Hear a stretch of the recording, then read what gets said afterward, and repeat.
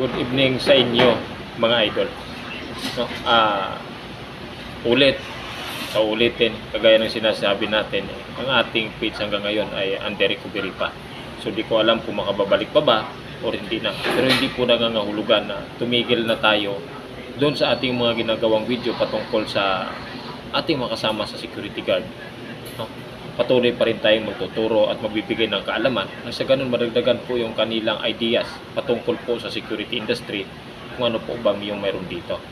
Ngayon na sobrang saya yung ating mga buzzers dahil sa mga panahong hindi na tayo nakapag-upload, hindi na rin tayo nakapag-live dahil doon sa nangyari sa ating Facebook page. Pero ganun pa man, hindi po ako nawawala ng pag-asa.